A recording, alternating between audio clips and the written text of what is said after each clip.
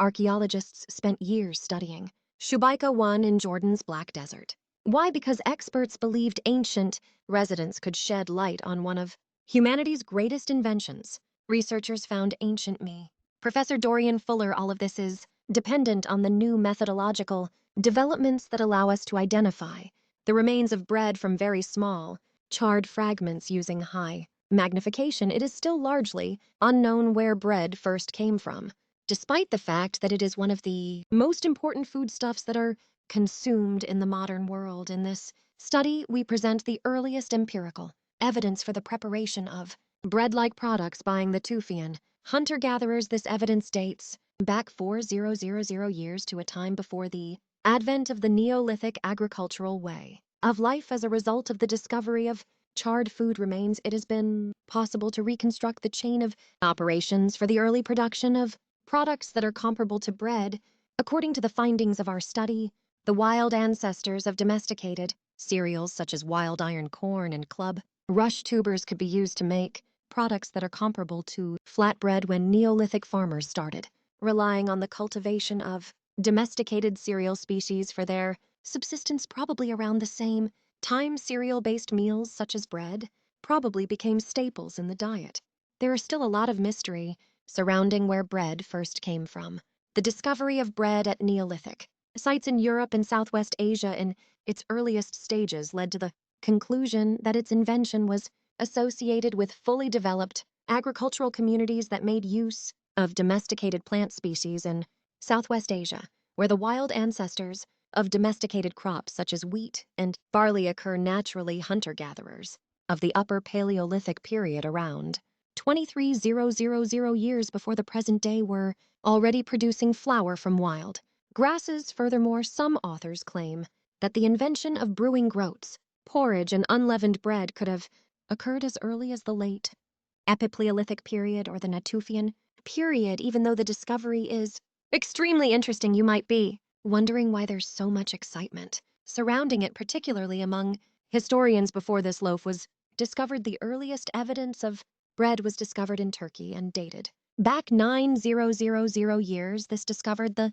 bunks the theory that bread first appeared in the world some 5,000 years after it actually did appear. The development of agricultural culture and the early farming civilization served as a motivating factor for people to begin cultivating plants and engaging in agricultural activities. Iran's Otagi bases this possibility on the fact that people have been eating bread for a very, very long time. The hunter-gatherer site known as Shubaika 1 is situated in northeast Jordan in an area known as the Black Desert. This site dates back to the early and late Natufian period, which spans from 14.6 to 11.6 kcal BP. Shubaika 1 is, along with Elwood Terrace, one of the oldest Natufian sites found in Southwest Asia. Structure 1, the older of the two buildings on the site, is a semi-subterranean structure with a carefully built flagstone pavement made of local basalt stones. The other building on the site, known as Structure 2, is a well-preserved superposition of the tube.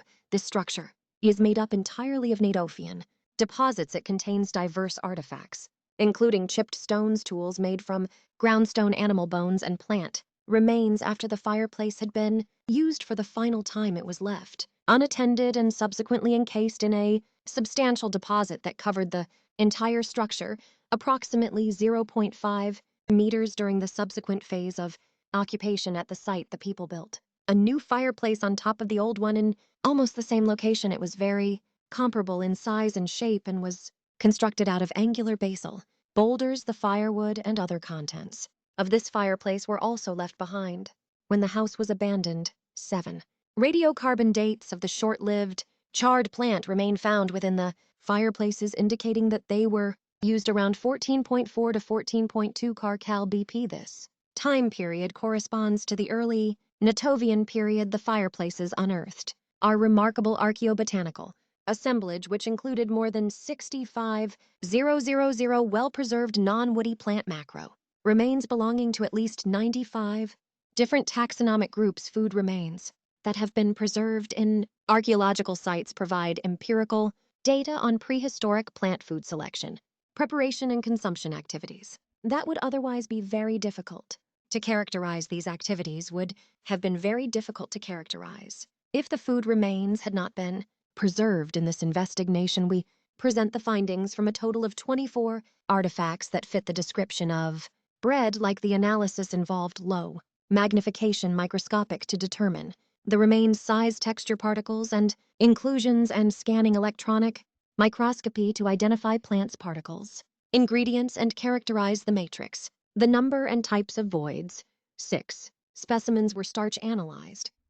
How did the bread from prehistoric times managed to stay fresh after being stored for such a long time? Not at all, as it turns out. The archaeologists found the charred remains of the pastry that had been placed around the fireplaces at the site, and wasn't until after the thorough analysis that it was determined to be brave based on archaeological criteria, based on the estimation, measurement, and typological classification of plant particles and voids visible in the food matrix. A total of 24 food remains from Schumacher 1 have already been classified as bread-like products. These findings come from the excavation of the site. Out of these 24, 22 were discovered in the oldest fireplace, and only 2 were found in the more recent one. At the macroscopic level, each of the fragments displayed a start microstructure that was frequently vitrified and an irregular porous matrix. These characteristics are consistent with well-processed food components. These findings are consistent with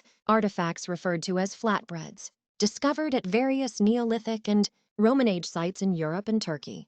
When it comes to the components that went into the food preparations found in Chubika 1, the results point to the presence of some remains that were made of cereals. In contrast, others were made of a combination of cereals and other components that were not cereal-based. 15 of the fragments contained cereal tissue, primarily pericarp tissue, longitudinal and transverse cells or bran layers, endosperm cell structures, aileron layers, and starch containing cells. The remaining 9 fragments did not contain cereal tissue. At least 5 life of the bread-like remnants contained non-cereal components such as parenchyma cells, vascular tissue, and root-type starch.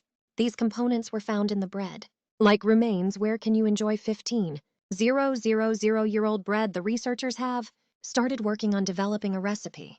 For this spring, they have already achieved success in milling the tubers that are used in the preparation of traditional cuisine. The tubers that are used to make the bread are described by Iran Satoji as being quite gritty, salty, and sweet all at the same time. It is only a matter of time before the bread that has been stored the longest is made available once again. In general, the findings show that charred food remains are preserved in prehistoric sites in Southwest Asia. The analysis provides first-hand and detailed information on the components of the human diet and cooking technology, which is extremely difficult to achieve by any other means. Incorporating these additional lines of evidence will make it possible to conduct a more critical and comprehensive assessment of the food consumption patterns of hunter-gatherers and farmer-herders, thereby delivering fresh perspectives on the evolution of plant food.